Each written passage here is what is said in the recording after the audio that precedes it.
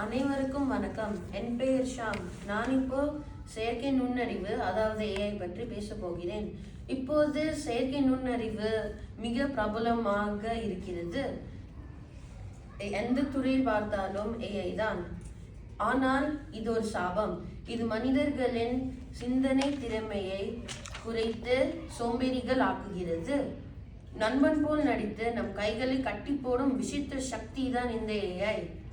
முதலாவது மூளை மழுங்குதல். முன்பெல்லாம் ஃபோன் நம்பர், முகவரிகள் எல்லாம் நம் மூளையில் இருக்கும்.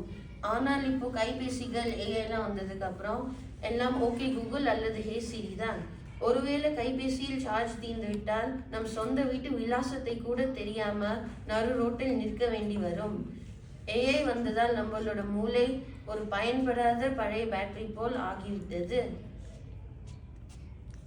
இப்போது நம்ம எல்லா வேலைக்கும் ஏஐயை பயன்படுத்துகிறோம். அதனால் நம்மளோட மூளைக்கு வேலையே இல்லை. அதனால் நம்மளோட மூளை அரிசி இல்லாத மூட்டை போல் ஆகிவிட்டது. ஏஐ ஒரு மாய கண்ணாடி. அது நம்மளோட நேரத்தை மிச்சப்படுத்துவதை போல் காட்டி நம்மளோட திறமை, உணர்வு மற்றும் வேலைகளை திருடி மக்காக்கி விடுகிறது.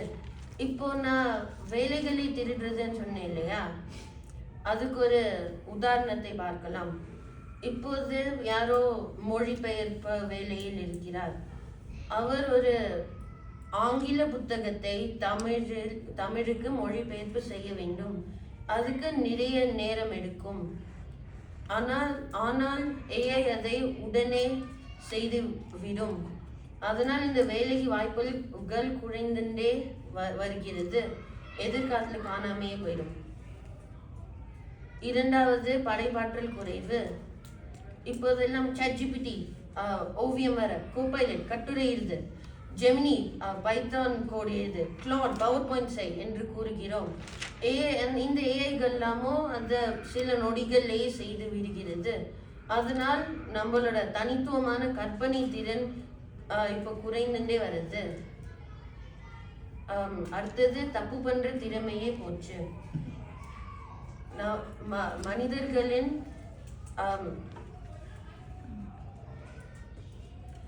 முக்கியமான செல்வம் என்ன தெரியுமா? தப்பு பண்ணி அதுலேருந்து கத்துக்கிறது.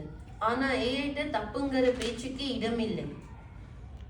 அதனால் நம்மளோட கத்துக்கிற திறமை மற்றும் பொறுமை கம்மியாண்டி வந்து காணாமையே போயிடும்.